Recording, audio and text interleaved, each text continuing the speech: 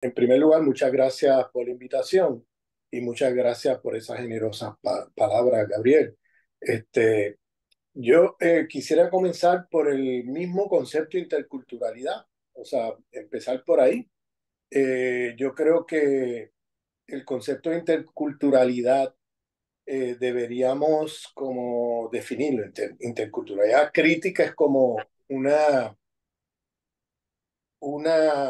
acotación, una matización, ¿no?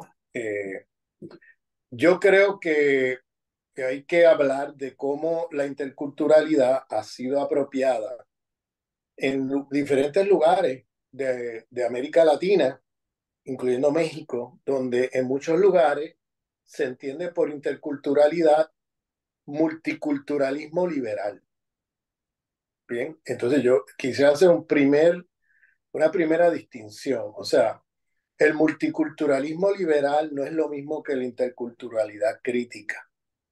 Multiculturalismo liberal es una manera de gestionar los conflictos raciales coloniales por parte de los estados. Y es una política que viene del mundo angloamericano, o sea, los británicos y el imperio británico, el imperio estadounidense son los gestores de esta manera de gestionar conflictos coloniales, raciales, dentro de su frontera. Y este tipo de modelo se ha globalizado a diferentes partes del mundo a través de las instituciones internacionales, desde el Banco Mundial, ¿no? Pasando por Fondo Monetario Internacional, por organismos de Naciones Unidas, etcétera, donde hay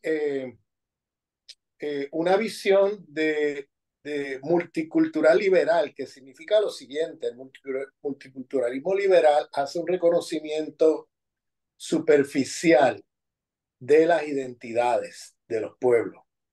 Y entonces incluso dan algún dinero o unas migajas a las comunidades, a los pueblos, a los diferentes grupos oprimidos dentro del Estado, para que brinquen y salten en su carnaval.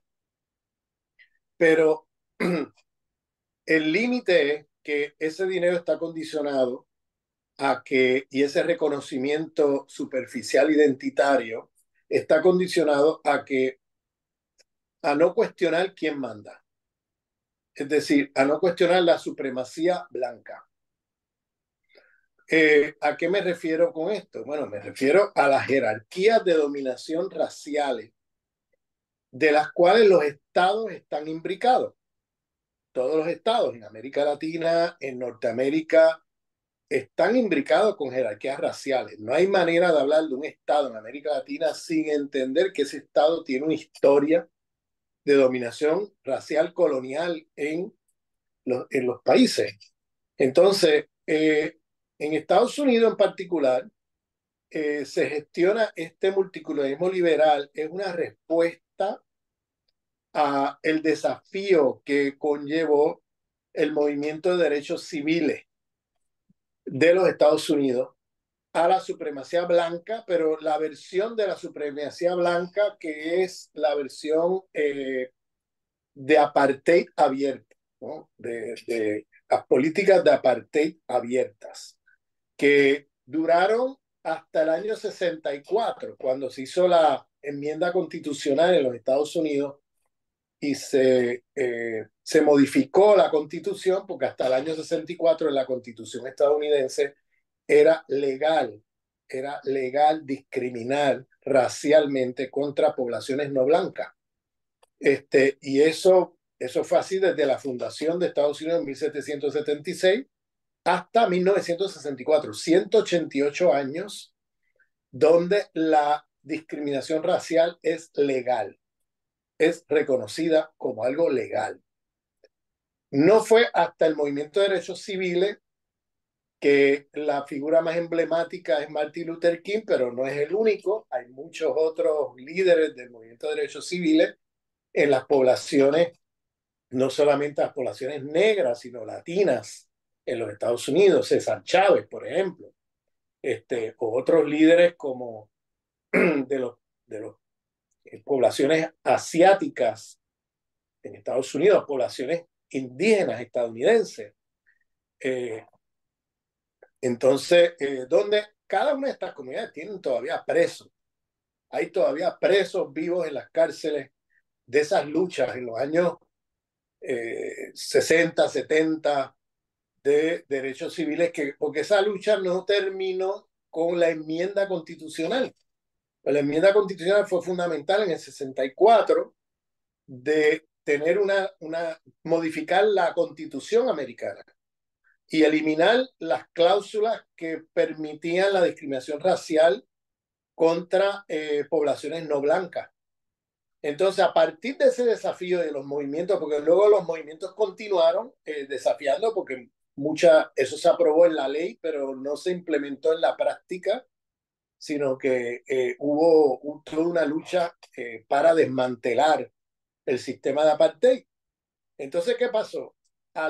En el año 65, unos meses después de la enmienda constitucional en el 64, pues no fue que la supremacía blanca desapareciera, es que la supremacía blanca tuvo que hacer concesiones.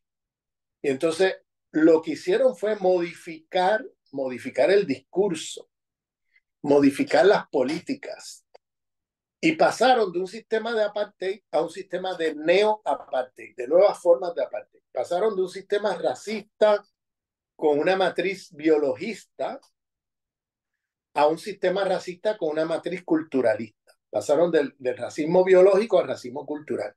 Ustedes dirán, pero ¿por qué Ramón está hablando de Estados Unidos? ¿Qué tiene que ver esto con lo que estamos aquí haciendo? Pues tiene todo que ver porque el imperio, una vez aprueba todo esto que les voy a explicar ahora, lo impone como política pública a través de los organismos internacionales en toda América Latina. Por eso es que hay que entender esta historia.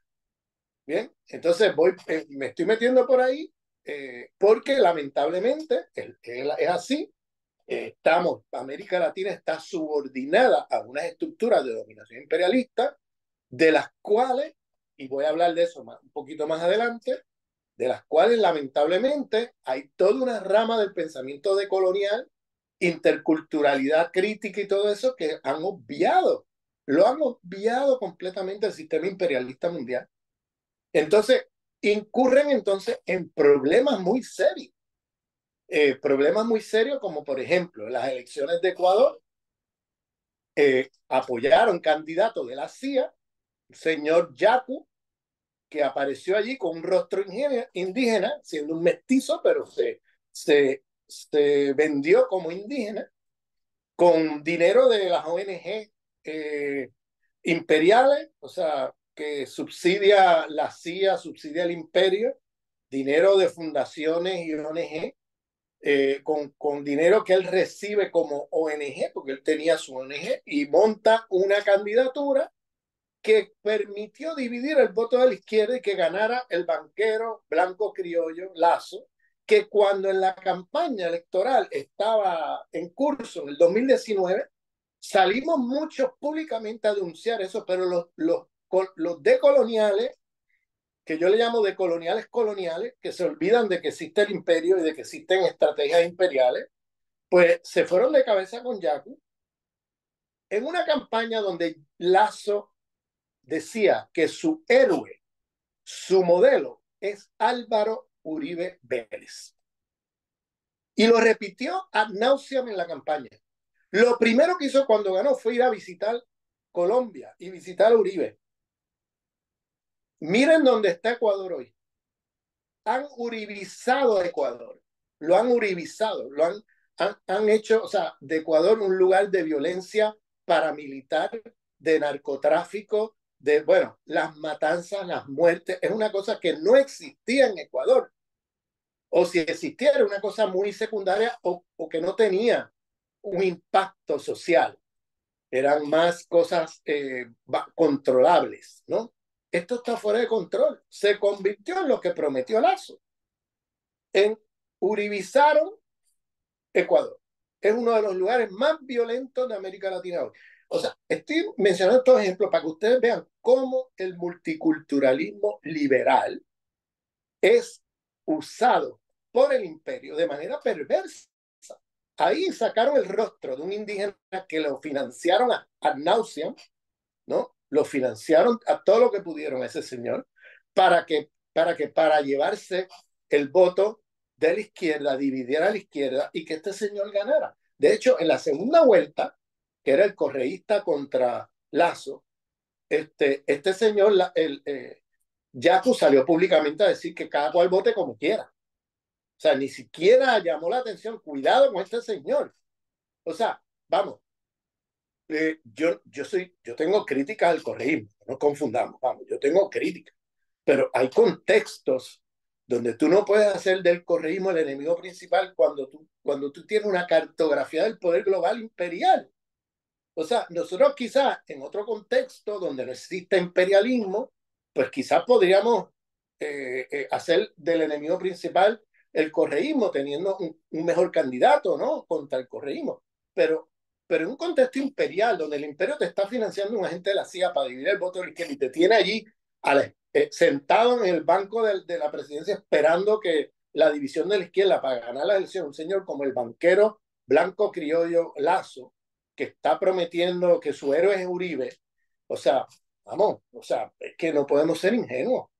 Y entonces hay toda una rama de la literatura decolonial o de los intelectuales decoloniales, que yo le llamo decoloniales coloniales, porque se han olvidado de una cosa básica. No todo antiimperialista es decolonial, pero todo decolonial tiene que ser primero y antes que nada antiimperialista.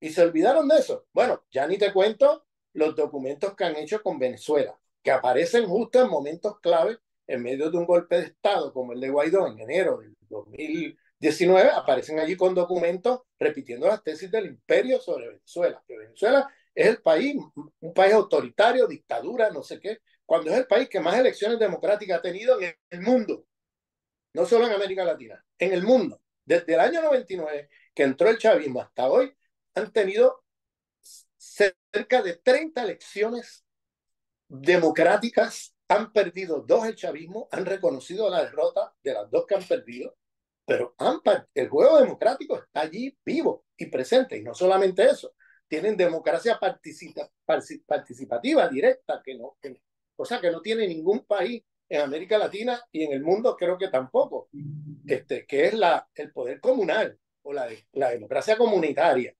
¿no? Como decía Chávez, como una o nada, como horizonte de la revolución bolivariana. O sea, que no solamente tienen la democracia liberal con lo electoral de cada ciertos años, que han tenido más de 25 elecciones, tan cerca de 30, si no llegaron ya a los 30, con la última elección que hubo en abril del poder comunal, que hubo elecciones del poder comunal. Bueno, un proceso de consulta democrática. Pero bueno, y a ese país que tiene el récord electoral de elecciones democráticas más grande de América Latina y el mundo, le llaman dictadura. Y ahí aparecieron los decoloniales coloniales con sus documentos repitiendo las tesis del imperio, en medio de una agresión imperial como fue el golpe de Estado del Guaidó, que entre otras cosas se robó miles de millones de dólares, porque le dieron la autoridad de ser presidente y se robó las cuentas de Banco de Venezuela en el exterior, se robó el oro en el Banco de Inglaterra y se robó la empresa Costco, Costco no, Citco, la empresa Citco, que es una empresa en Texas de Venezuela, que una empresa que de 13.000 millones de dólares que genera 13.000 millones de dólares, algo así, 14.000 millones, 1.000 millones de dólares al año, una cosa así. O sea, se robaron todas las empresas y las cuentas de banco y dejaron a Venezuela, vamos, en la bancarrota. Y eso lo hicieron con un señor que en una plaza se religió, este, se autoproclamó, no se religió, se autoproclamó en una plaza presidente, lo reconoció el imperio y ya con eso 50 países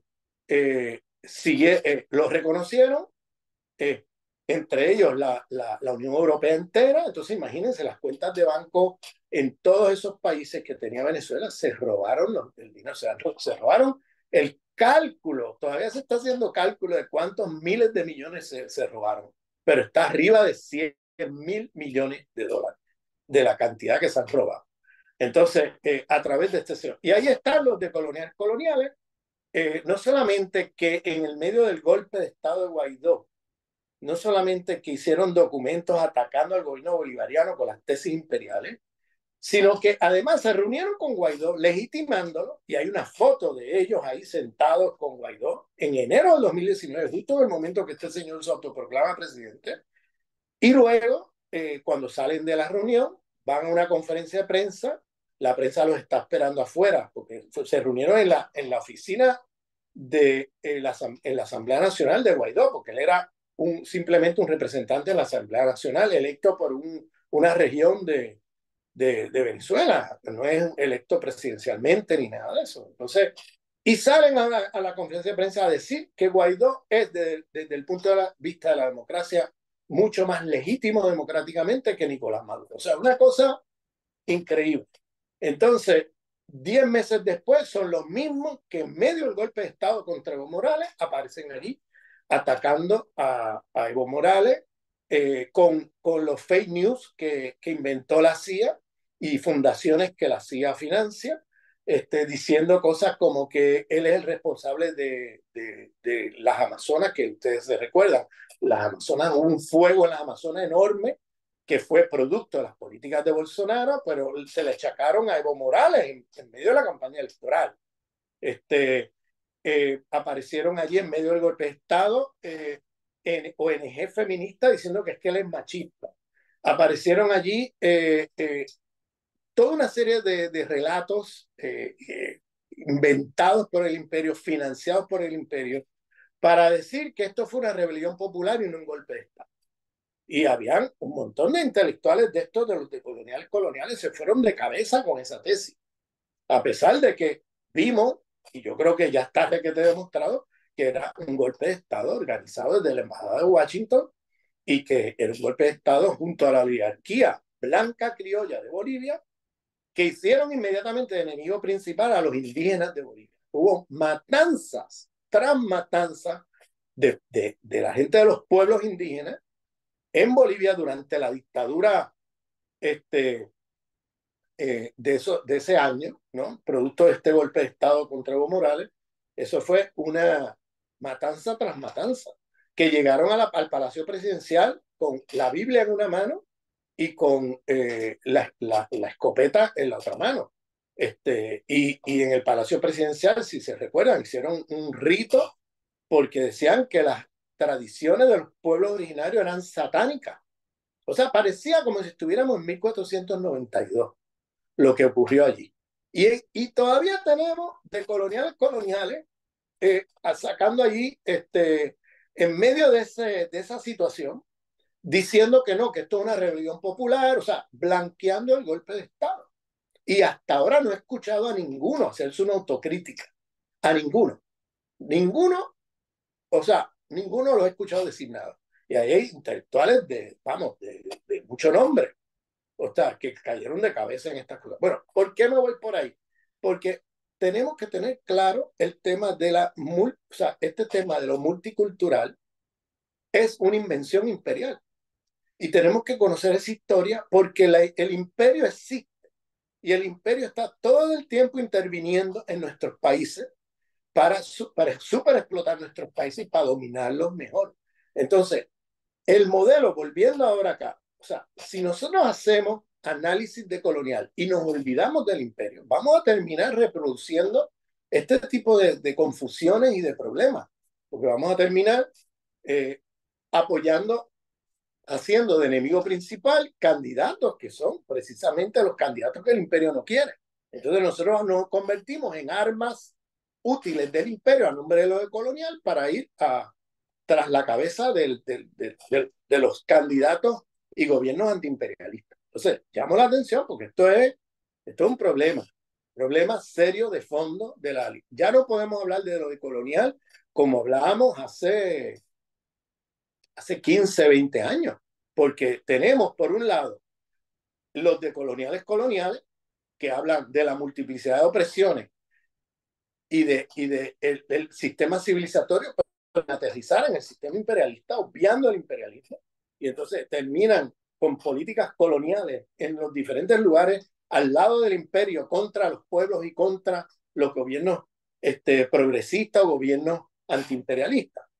Y del otro lado tenemos al imperialismo interseccional, un imperialismo que ahora reconoce la multiplicidad de opresiones que ellos mismos producen, es una cosa perversa, pero ellos quieren también financiar la oposición a esas opresiones. Ellos quieren domesticar las luchas contra las opresiones que el mismo sistema imperialista genera. Entonces, por eso ellos subsidian desde la USAID en las embajadas, desde fundaciones que pasan dinero de la CIA encubiertamente a ONG y a diferentes organizaciones para precisamente en momentos clave, como ese golpe de Estado contra Evo Morales, aparecer allí del lado del golpe de Estado, blanqueando el golpe de Estado, organizaciones ecologistas, organizaciones feministas, organizaciones sindicales, todas financiadas por el imperio para que en momentos clave aparezcan allí blanqueando el golpe de Estado del imperio.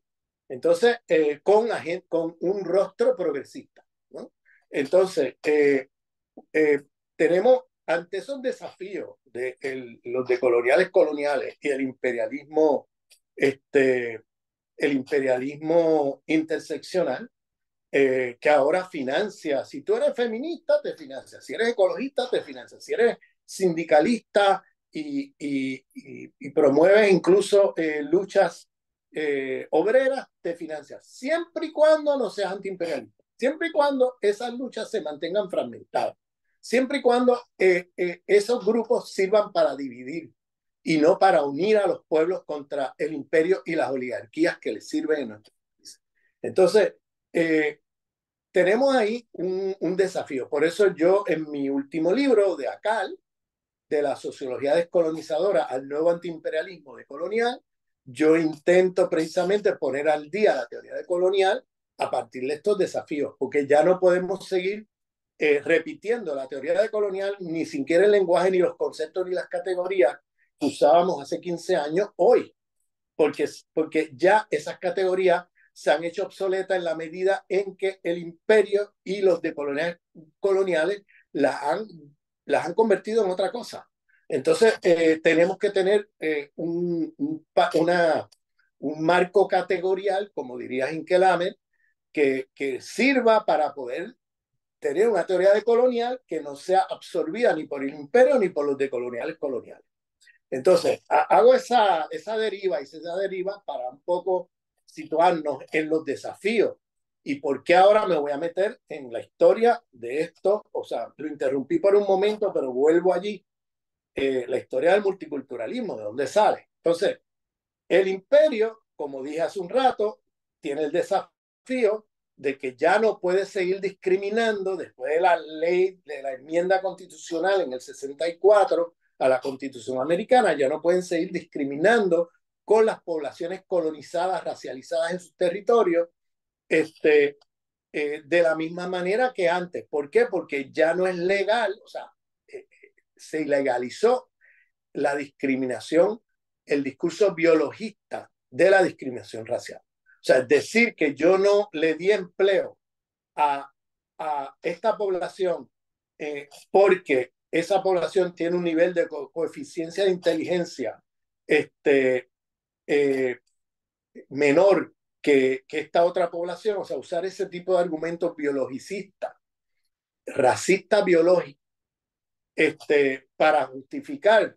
discriminar en los mercados laborales, ya no funciona con la enmienda constitucional del año 64, porque eso es, ante la ley, es ilegal.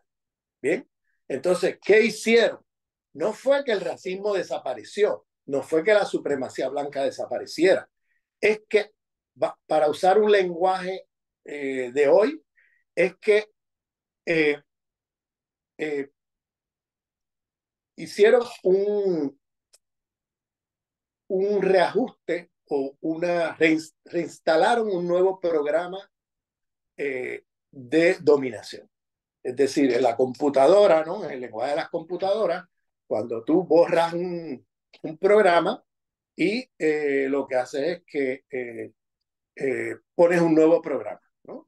Entonces, borraron el anterior o no, y lo dejaron allí como un sustrato y metieron un nuevo programa, que es lo que se conoce como el neo-apartheid, nuevas formas de apartheid y un nuevo discurso, que es el discurso culturalista. Es un racismo culturalista que va a encubrir el racismo biologicista. Entonces, ahora la discriminación ya no va a pasar por decir que es que tienen niveles de coeficiencia de inteligencia inferiores a los blancos, sino que van a decir que no tienes la cultura o los hábitos o la preparación para poder hacer este trabajo. Entonces, eso nace de un informe en el año 65 que se llama el Moynihan Report, el informe Moynihan. ¿Quién era Moynihan? Fue el senador de Massachusetts por 50 años en el Congreso americano, en el Senado de los Estados Unidos.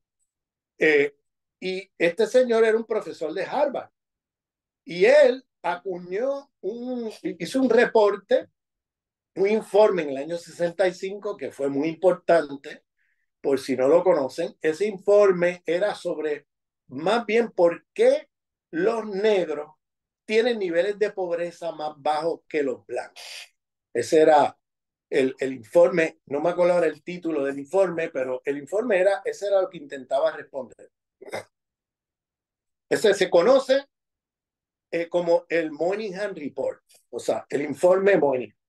Y este profesor de Harvard, un liberal, un blanco liberal en los Estados Unidos, este señor, pues acuña la siguiente narrativa. Él va a decir, en ese estudio que hizo, que el problema es un problema, el problema es el siguiente, el problema es que los negros tienen familias donde la mayoría de las familias, un número proporcionalmente enorme, son familias donde quien dirige la familia es una mujer. Son lo que dice en inglés female-headed households. O sea, hogares cuya figura materna y paterna es una mujer, porque no hay hombres en el hogar. Lo que hay son mujeres. Entonces, esas mujeres producen hijos como conejos, ¿no? Estoy aquí, o sea, esta es la visión de Mónica. Estas mujeres producen hijos como conejos sin tener un hogar con dos padres, sino lo que tiene es una sola figura, ¿verdad? Paternal, que es la madre, ¿no? Un solo padre, que es la madre, y la madre hace de padre y madre, y esa madre entonces no genera los ingresos para poder darle cierto nivel de vida a los hijos. Entonces, por tanto, la razón por la cual estas mujeres producen hijos así fuera de hogares donde haya un padre también, es porque ellas traen un rasgo cultural del oeste de África. Y entonces ese rasgo cultural donde las mujeres producen hijos como conejos y que no forman un hogar, vamos, de familia monogámica tradicional, hombre y mujer, sino que forman hogares donde es solamente la mujer la que dirige el hogar. Entonces, eso lleva a la pobreza porque con un solo salario no puedes sostener tantos hijos. Y eso es lo que hace que haya tanta pobreza en la comunidad negra. O sea, este señor va a blanquear la historia de Estados Unidos. O sea, no te va a hablar de la historia de la esclavitud, no te va a hablar del apartheid americano que mantuvo a los negros en situación de superexplotación.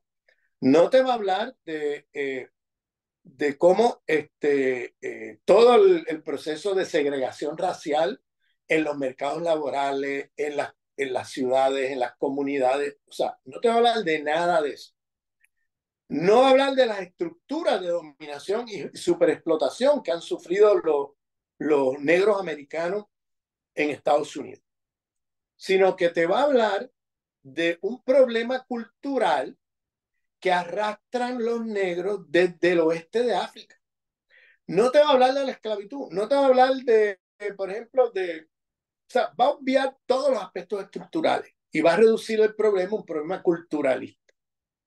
Primero, como si en la esclavitud los negros pudieran producir familias estables. Es que eso es imposible, porque como esclavo tú eres una mercancía y la madre la venden allá, el hijo lo venden por allá y el padre por allá. O sea, nunca se puede hacer familia estable en un sistema esclavista.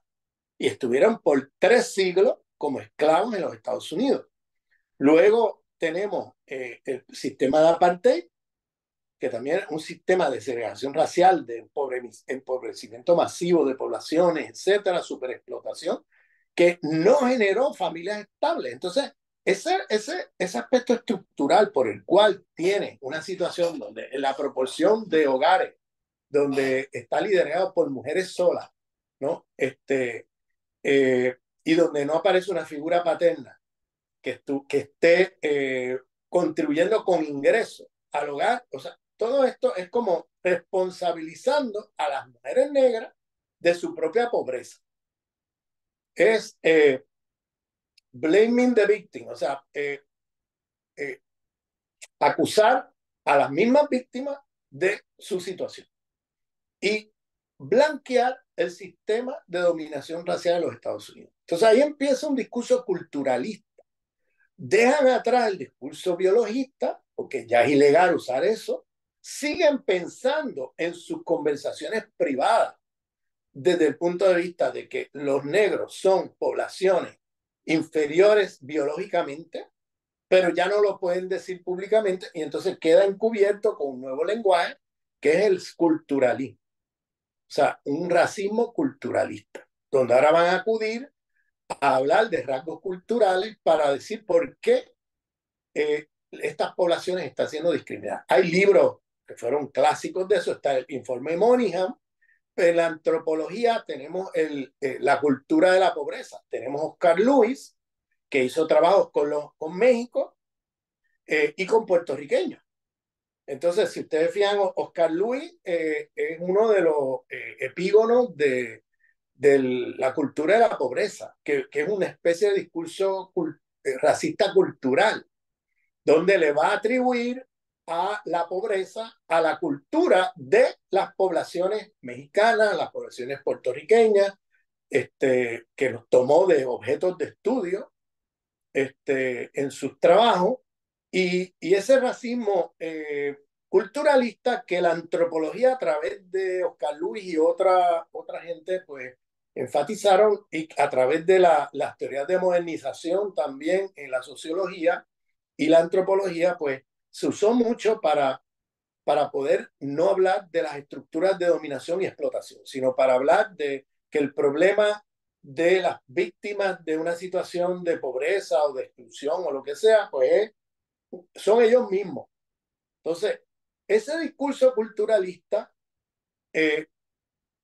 tuvo en la política pública una expresión que es el multiculturalismo liberal, es decir, el reconocimiento a las identidades de diferentes pueblos en un territorio, pero de una manera perversa, porque es un reconocimiento superficial. Yo reconozco tu identidad, pero no reconozco tu epistemología, no reconozco tu modo de ser y estar en el mundo, tus modos de vida, tus modos de pensar, de actuar en el mundo. Simplemente te reconozco identitariamente de una manera superficial y entonces hay un mes, el mes de los el Black Month, ¿no? El mes de los negros, el día de los latinos, el día de no sé qué. Entonces hay organizaciones que se organizan de manera identitarista, ONG y otro tipo de organizaciones que van a canalizar dineros del Estado para pacificar esas poblaciones, reconociéndole su identidad de manera superficial, pero aquí están unas migajas para que brinques y saltes en tu carnaval, pero no cuestiones quién manda aquí. Es decir, el blanco criollo sigue mandando. O sea, no cuestiones la supremacía blanca. Entonces, ese sistema tiene un aspecto estructural que pasamos de la apartheid a nuevas formas de apartheid a través de que a través de el complejo prisionero industrial, donde toda una generación de jóvenes de las comunidades latinas y negras pasaron a las cárceles a través de mecanismos turbios, ¿no? De acusaciones, desde acusaciones falsas hasta sentencias, un código de sentencia totalmente discriminatorio, que no voy a meter en todos los detalles de eso, pero la cuestión es que encarcelaron a millones de jóvenes. O sea, Estados Unidos tiene la población carcelaria más grande del planeta Tierra. Y el 70-75% de las personas en las cárceles son negros y latinos. ¿Bien? El 70-75%. Entonces, sin embargo, Estados Unidos va a China a hablar de derechos humanos y de que China es un país que viola derechos humanos, cuando China tiene una población más grande demográficamente que Estados Unidos, pero tiene mucho menos número de personas en las cárceles que lo que tiene Estados Unidos. O sea, China tiene 5 veces la población, o 6 veces, o 7 veces la población de Estados Unidos. Y sin embargo, Estados Unidos tiene en números absolutos los números más grandes de gente en las cárceles. Y el 70% de esas personas son gente discriminada racialmente. O sea, es una cosa increíble. Entonces, a través de estas políticas identitaristas, vamos a llamarle, donde la gente reclama de manera superficial demandas dentro del sistema, pero nunca para transformar el sistema. ¿Bien? Ese tipo de estructura de dominación de la supremacía blanca multiculturalista liberal fue la que hegemonizó a los Estados Unidos hasta la llegada de Trump. ¿Bien? En los Estados Unidos aún era bipartidista esto, no era que los republicanos eran los que querían volver a los años 50, a la partir de los años 50, y los demócratas no, es que los dos, demócratas y republicanos, manejaron una política multicultural, donde tú tienes alcaldes, tienes representantes de los ministerios de los Estados Unidos con un rostro negro, con un rostro latino, con un rostro asiático, pero para seguir haciendo supremacía blanca, para encubrir la supremacía blanca. Entonces, no solamente domésticamente, sino también internacionalmente. Llegaron a tener hasta un presidente negro. Pero fíjense que el presidente negro estaba sentado donde estaba viviendo en la Casa Blanca. La casa siguió siendo blanca. La casa no dejó de ser blanca. Entonces, tenemos un negro residiendo en la Casa Blanca, ¿bien? No en la Casa Negra. De manera que esto es todo un sistema de discriminación. Por ejemplo, el otro aspecto, no solamente el encarcelamiento masivo de jóvenes, sino la represión en las comunidades. Hay una represión brutal en las comunidades, del cual nace el movimiento Black Lives Matter. La vida de los negros importa. De ahí nace ese movimiento, porque matan todos los días negros y latinos, o sea, todos los días en las comunidades. Hay una represión brutal en las comunidades. En las comunidades se vive una dictadura militar diaria. O sea, las comunidades negras, latinas en los Estados Unidos es una guerra continua. Entonces, matan negros y latinos todos los días. Y entonces tenemos en la migra, por ejemplo, es otro aparato de represión brutal, la migra. Y fíjense que parte del cambio, ¿verdad?, del sistema de apartheid, de supremacía blanca, de discurso racista biológico, al nuevo sistema de nuevas formas de apartheid, y moviéndose al racismo culturalista, ese sistema va a tener entonces una expresión en términos de el encarcelamiento masivo de jóvenes, la represión de las comunidades, y que el Estado va a tener rostros de los grupos racializados. Es decir, va a haber un rostro negro, va a haber un rostro latino, va a haber un rostro asiático. Sin embargo, las comunidades que representan esos políticos se quedan rezagadas, no van a tener, van a seguir, se quedan en el mismo lugar. No hay un cambio sustancial en la situación socioeconómica de estas poblaciones. sino que aquí le llaman tokenismo. O sea, agarran una persona de la comunidad, lo ponen ahí de ministro de justicia, haciendo las leyes de Abu Ghraib, que este señor Alberto González, que era un latino, ¿no? Pasando leyes de las leyes de tortura en Abu Ghraib, fue secretario de Justicia. O ponen a Condoleezza Rice, ¿no? Una mujer negra, o ponen a Colin Powell, secretario de Defensa, en la invasión de Irak. O sea, vamos, le dan un rostro multicultural a el Estado supremacista blanco. Y entonces con eso confunden a medio mundo, a medio planeta. Porque la gente piensa que porque hay un negro sentado en la Casa Blanca, la casa es blanca, pues que ya el racismo terminó y que el imperialismo de supremacía blanca terminó. Y resulta que no, que durante Obama se deportaron más poblaciones que bajo los 8 años de Bush.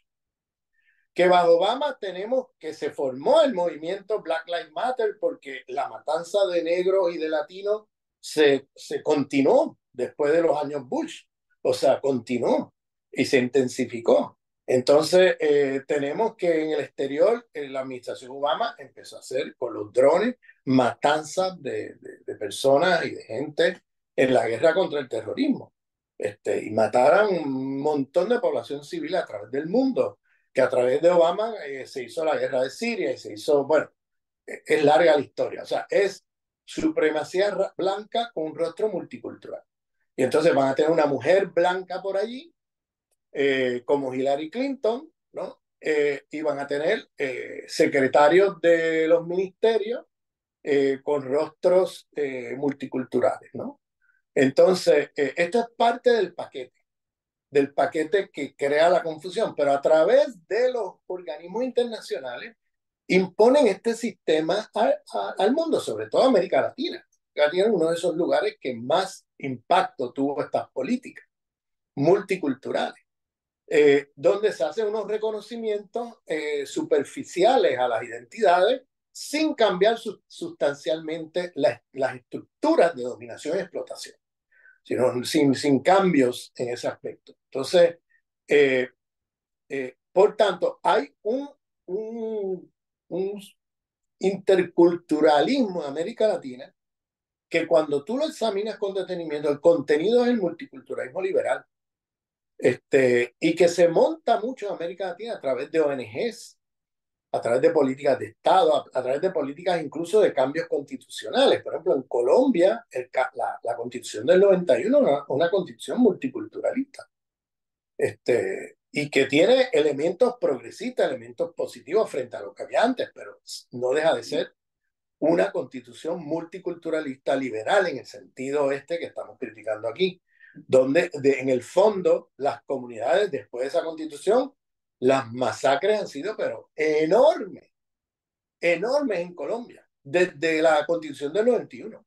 Todavía yo tengo de coloniales con los que tengo debate, que me están diciendo que no, que Colombia es un país más democrático que Venezuela, o que Colombia tiene una constitución preciosa, tremenda, y que eso no, o sea, defendiendo cosas que son indefendibles. Perdóname, esa constitución, bajo esa constitución es que se ha masacrado todas esas poblaciones.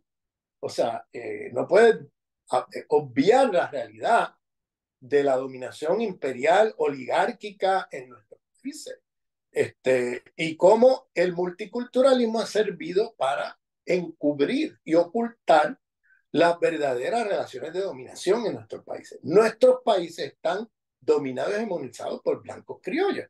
Todavía no nos hemos descolonizado de eso, ni la derecha ni la izquierda. Todavía estamos con blancos criollos dirigiendo partidos de derecha o de izquierda y hegemonizando en los gobiernos. Y ahí tenemos el gobierno de Evo Morales, con excepción a las reglas, que lo acabaron. O sea, ¿cómo acabaron el gobierno de Evo Morales? Con un golpe de Estado que luego los mismos de coloniales se encargaron de blanquear el golpe de Estado.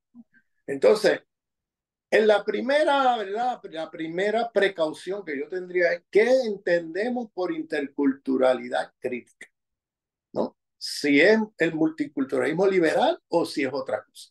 Entonces, ¿qué sería esa otra cosa? ¿Qué sería una visión descolonizadora desde el punto de vista de una interculturalidad crítica? Bueno, ahí está el ejemplo de los movimientos indígenas de América Latina que hicieron cambios constitucionales, como en Bolivia y como en Ecuador, aunque muchos de esos cambios constitucionales no se han llevado a la práctica, ya en Ecuador ni te cuento, luego de la traición de Lenín Moreno y luego de los gobiernos que vinieron después, de Lazo y el señor que está ahora, Noboa, creo que se llama, que son figuras imperiales que han retornado, o sea, han vuelto a poner a Ecuador bajo la dominación del Fondo Monetario Internacional con las políticas neoliberales que estaban saqueado el país. Por eso tuvieron la situación de COVID más horripilante de toda América Latina, porque parte de las políticas bajo Lenín Moreno del Fondo Monetario Internacional era recortar todos los fondos de salud y tirar a la calle al desempleo a los enfermeros y a los doctores. O sea, y entonces el país no estaba preparado para cuando vino el COVID. Entonces murió mucha gente en la calle, literalmente en la calle. Habían cadáveres en las casas, cadáveres en las aceras, porque el país no tenía la infraestructura de poder enfrentar el COVID en ese momento. Independientemente de lo que fue el COVID y lo que es el COVID, que eso es otra discusión larguísima en la cual no me voy a meter para que esto no sea censurado en YouTube.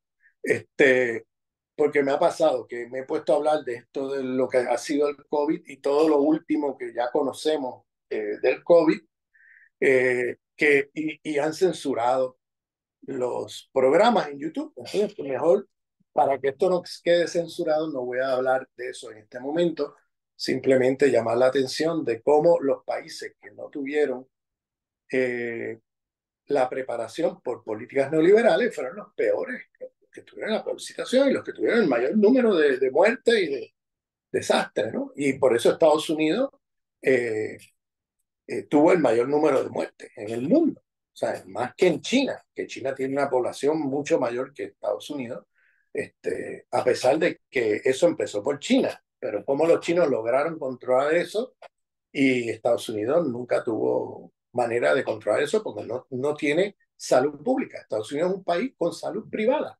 No hay salud pública en los Estados Unidos. No sé si ustedes están conscientes de eso. No existe salud pública. El que no tenga un plan médico privado no se puede atender en los hospitales. Entonces el desastre fue grandísimo durante el COVID y lo mismo en los países como Ecuador que siguieron ese tipo de política neoliberal, cortando los recursos que durante los años del correísmo se habían avanzado en el plano de la salud. Pero bueno, eh, volviendo a la discusión, entonces, en los pueblos latinoamericanos, en su lucha, sobre todo los pueblos originarios, en su lucha por los cambios constitucionales de Estado-nación a estados plurinacionales. Fíjense, aquí hay una descolonización del concepto de Estado-nación. Estado-nación es un concepto heredado de una estructura de autoridad política europea, sobre todo Francia, después de la Revolución Francesa, donde se asume la idea de que un Estado que tiene la identidad que corresponde de uno a uno a la identidad de la población en su territorio. Eso de Estado-nación. Un Estado, una población, una nación, una identidad. Ese tipo de estructura, y claro, todos los que están dentro de ese Estado son los ciudadanos con derechos ciudadanos de ese Estado, ¿no? Esa estructura crea más problemas que soluciones, porque esa estructura, primero, es una ficción, porque no existe tal cosa como un Estado con una identidad que corresponde de uno a uno a la identidad dentro de la población. Eso es una ficción. En todas partes del mundo hay estados que tienen pretensión de tener una identidad y la población en su territorio tiene múltiples identidades, no tiene una sola. ¿Y qué pasa con esos que no tienen la identidad del Estado o que son vistos como que no son parte de esa identidad del Estado? Pues esa gente queda excluida. Esa gente queda, sus derechos ciudadanos son discriminados.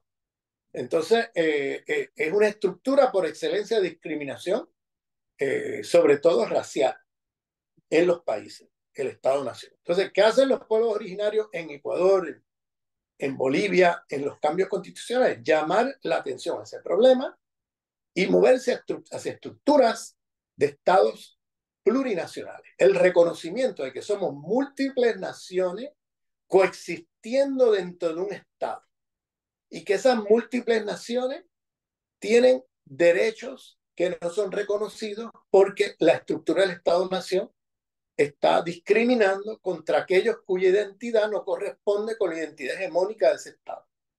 Entonces, tenemos pueblos originarios, entonces moviendo la constitución fuera del concepto de Estado-Nación hacia un concepto de Estados plurinacionales, donde se reconoce que hay diversidad nacional, o sea, que hay una plurinacional, que hay múltiples naciones coexistiendo dentro del Estado y que para que haya igualdad tiene que haber reconocimiento precisamente a la diferencia entre esas diferentes naciones que plantea las constituciones un sistema jurídico plural, porque en esos pueblos tienen diferentes cosmovisiones y diferentes prácticas culturales, y por tanto tiene que haber un sistema jurídico que sea también plurinacional, que tenga pluralidad jurídica, que dé cuenta de esa diversidad, y que no sea que una nación, en este caso la nación de los blancos criollos, se imponga con su sistema jurídico y su Estado a todos los demás, y con su visión de mundo, ¿no? Su cosmovisión de la cristiandad se impone a todos los demás.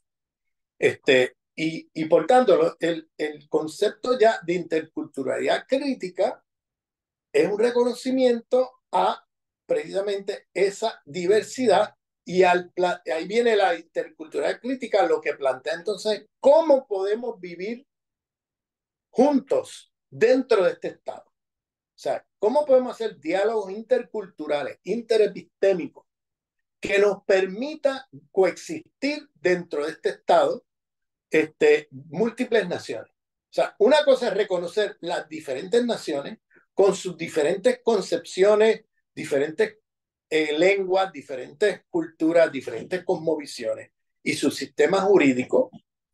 Y otra cosa es con su sistema jurídico propio. Y otra cosa es entonces cómo entonces esa diversidad puede coexistir dentro de ese Estado. Entonces ahí viene el diálogo intercultural o la interculturalidad crítica, donde ahora, en ese reconocimiento a la soberanía de las diferentes naciones, este concepto de soberanía es fundamental, porque el multiculturalismo liberal hay soberanía solamente para los blancos criollos, para los pueblos racializados y oprimidos no hay soberanía.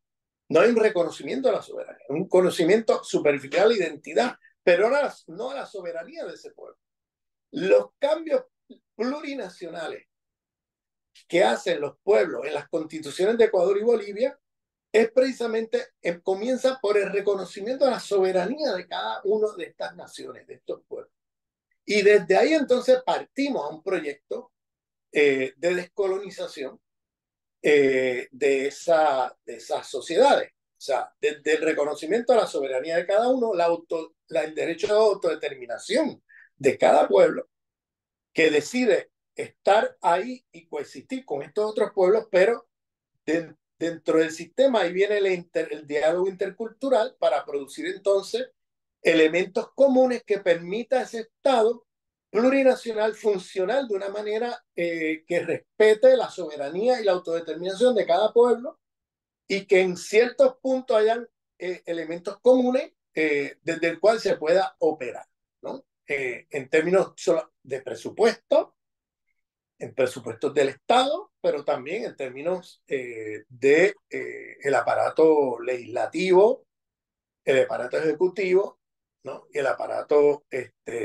jurídico del Estado. ¿Cómo podemos ahí funcionar dentro de esta diversidad? Y ahí viene el diálogo interepistémico, que es un diálogo intercultural, y que entonces plantearía estructuras pluriversales, no universales, no uno que define para todos qué es verdad, qué es realidad y qué es lo mejor para el otro, sino entre todos definimos para todos qué es verdad, qué es realidad y qué es lo mejor para todos. que es el movernos hacia eh, eh, lo pluriversal, ¿no? El pluriversalismo como nueva forma de universalismo, nueva forma de coexistir y vivir juntos, donde ninguno se impone a los otros. No hay un único, sino que hay un pluri. Entonces, en la interculturalidad crítica, habría que hacer una crítica al Estado-nación como forma de Estado para movernos hacia estados plurinacionales, que hoy día en Bolivia se reconoce el Estado plurinacional de Bolivia, se llama así, aunque en Ecuador, luego de la traición de Lenín Moreno y todo lo que ha pasado desde entonces, eso ya se perdió. Esa constitución es como una cosa ahí pintada en la pared. Se ha obviado esa constitución completamente y se está operando desde otro marco, ¿no?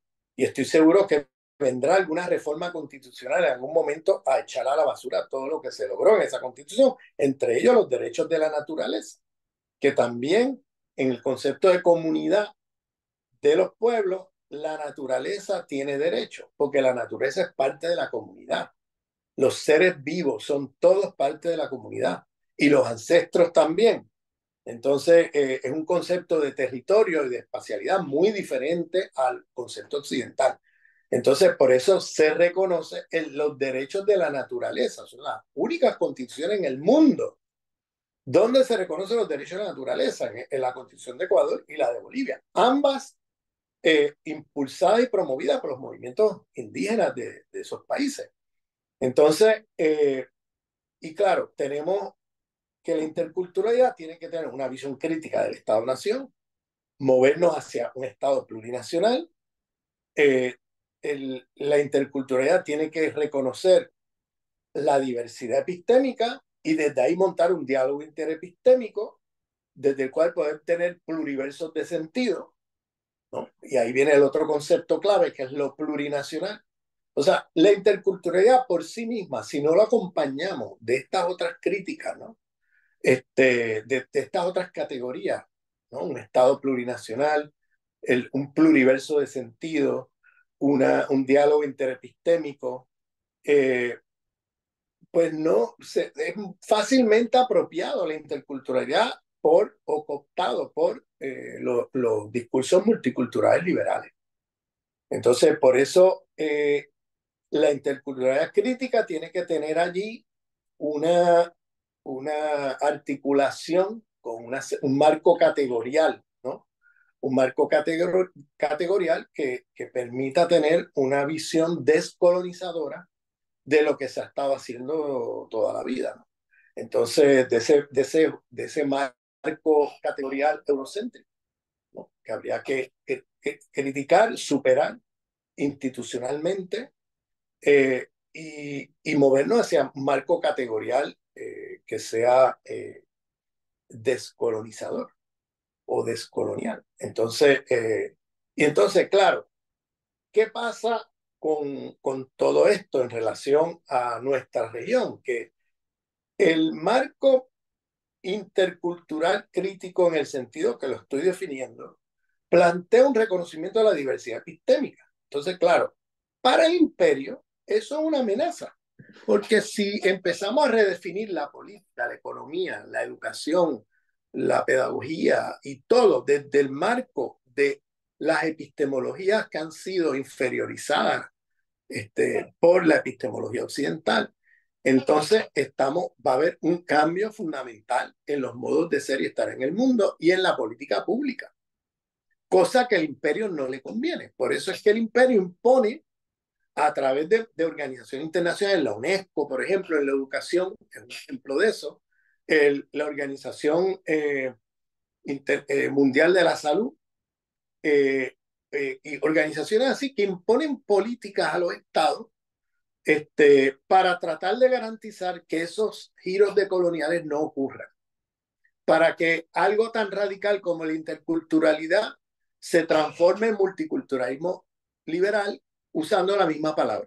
O sea, ahora tú tienes el uso de la palabra intercultural en el Banco Mundial, por ejemplo, o en la UNESCO o en las políticas públicas que se impulsan desde el norte global hacia nuestros países.